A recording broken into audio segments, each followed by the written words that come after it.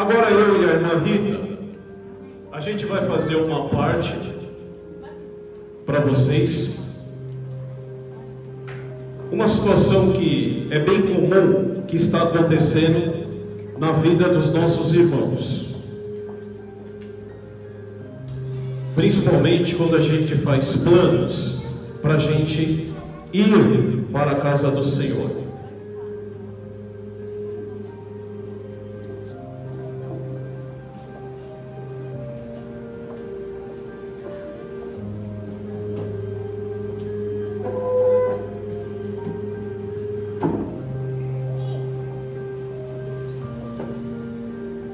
Boa noite, irmã Rita.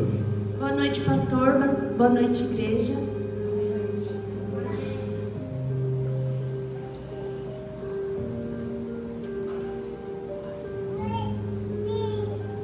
Irmã Rita, eu percebi que a irmã está querendo falar comigo. Aconteceu alguma coisa? Então, pastor, eu encontrei uma amiga essa semana que ela sempre fala pra mim, ela acabou desabafando, né? Ela falou assim: Rita, eu até tenho vontade de ir na sua igreja, eu tenho vontade de seguir a Jesus, Certo. mas quando eu tomo uma posição, começa a vir problema de tudo quanto é jeito, no serviço, na família, quebra as coisas, tudo, um monte de dificuldade. Correto. E eu desanimo, porque eu fico achando que é só comigo. Eu falei: não é só com você, acontece com várias pessoas, porque Jesus falou: no mundo tereis aflições. Aí eu mostrei alguns versículos para ela, mas ela ainda está confusa, ela acha que é só com ela. Correto. E eu precisava da ajuda do Senhor para estar explicando melhor para ela na base da Bíblia. Ok. Vamos lá. Rita, não se surpreenda, porque isso só não está acontecendo só com ela, tá? Está acontecendo com milhares de pessoas em todo o planeta Terra que desejam viver e andar no caminho de Jesus Cristo. Não é só com ela. Um texto que comprova isso é justamente lá em 2 Timóteo, capítulo 3, versículo 12 e 13, que você pode ler. Tá. 2 Timóteo. Se os irmãos quiserem acompanhar no aplicativo que eu falei para vocês instalarem, é muito fácil, tá? 2 Timóteo, capítulo 3. 12. É aqui, 2 Timóteo 3. 3, 12 e 13. 12 e 13. Isso. Capítulo 3, versículo 12 e 13, que eu vou ler. E na verdade, todos os que querem viver piamente em Cristo Jesus padecerão perseguições, mas os maus e impostores irão de mal a pior, enganando e sendo enganados. Você viu aí a comprovação? Todos que quiserem viver em devoção com Jesus Cristo serão perseguidos, mas os maus, os impostores, esses irão de mal a pior. Meu Deus. Outro exemplo que você poderia citar para sua amiga é justamente o exemplo de Jó. Jó foi o maior exemplo de perseverança. Por quê? Jó era um homem rico, bem-sucedido, tinha uma família linda e maravilhosa, muitos gados, mas infelizmente Jó, ele foi olhado por Satanás, e Satanás se apresentou na presença de Deus e disse que Jó só servia a Deus por interesse. Nossa. E o nosso Criador permitiu que Jó perdesse tudo.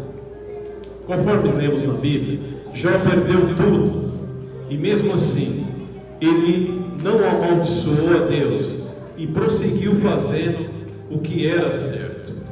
Para você ter uma ideia, a última investida do diabo em cima de Jó foi encher ele de uma doença que era um furúnculo. A situação era tão triste para Jó que ele tinha que pegar caco de telha para poder se coçar. Meu Deus. E olha só como é interessante esse exemplo de Jó. Hoje em dia, muito embora às vezes, acontecem coisas pequenas na nossa vida, e já é o suficiente para a gente tirar a gente do caminho de Deus, de escutar uma palavra ou de ir até a igreja. Devemos lembrar o exemplo de Jó, que mesmo naquela aflição que ele estava, ele não deixou de fazer o que era certo e não amaldiçoou a Deus. Outro exemplo da Bíblia está lá em 1 Coríntios, capítulo 10, versículo 13, que você pode ler. 1 Coríntios 10, capítulo 13. Isso.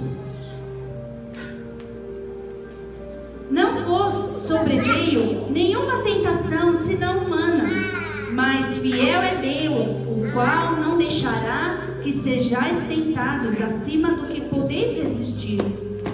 Antes, com a tentação, dará também um meio de saída, para que possais suportar. Exatamente. Que maravilha. Olha só que interessante. Assim como Deus permite que a gente seja tentado, Ele não permitirá que a gente seja tentado além do que nós, seres humanos, podemos aguentar. Porém, Ele também providenciará a saída. Se persistirmos em fazer o que é certo e agradável aos seus olhos, Ele nunca deixará a gente cair. Ele vai providenciar a saída para a gente continuar fazendo o que é correto. Nossa, como Deus é maravilhoso. Maravilhoso. Outro exemplo também é Jesus Cristo. Jesus convida a todos nós que estamos cansados, sobrecarregados. Vamos ver essa parte na Bíblia que é super interessante, que está lá em Mateus capítulo 11, versículo 28, que você pode ler. Tá. Mateus 11, 28. Vinde a mim todos que estáis cansados e oprimidos, e eu vos aliviarei. Tomai sobre vós o meu jugo, e aprendei de mim, que sou manso e humilde de coração, e achareis descanso para as vossas almas, porque o meu jugo é suave e o meu fardo é leve. Muito maravilhoso. Veja aqui, maravilhoso essa parte de Jesus. Jesus está convidando a todos nós a buscar Ele. Como podemos buscar Ele? No momento que a gente está sendo tentado, que a gente está percebendo que o inimigo está agindo nas nossas vidas para tirar a gente da igreja, do caminho certo, devemos chegar a Ele em oração. A oração é uma arma poderosa que Jesus deixou o exemplo. Jesus, toda vez que estava em dificuldade, Ele queria falar com o Pai, Ele se afastava da presença das pessoas e isso direcionava ao Pai em oração. É exatamente isso que temos que fazer. A oração passa a ser fundamental hoje na nossa vida. Nos momentos que a gente perceber que o inimigo está querendo tirar a gente do foco da igreja, e no seu coração você deseja ir, vai até o seu quarto em particular, e em oração pede para Jesus, para que Ele alivie o seu fardo. Interessante, o último texto que a gente vai considerar é Mateus 24, 13. Você pode ler. Tá. Mateus 24, 13. Mas quem perseverar até o fim, esse será salvo. Tá bom, Exílio? Maravilhoso. Maravilhoso. Passa tudo isso para sua amiga, para que ela possa ser fortalecida. E com certeza ela saberá agir nesses momentos de dificuldade. Amém, pastor. Obrigado. Bom dia. Os irmãos gostaram da nossa parte?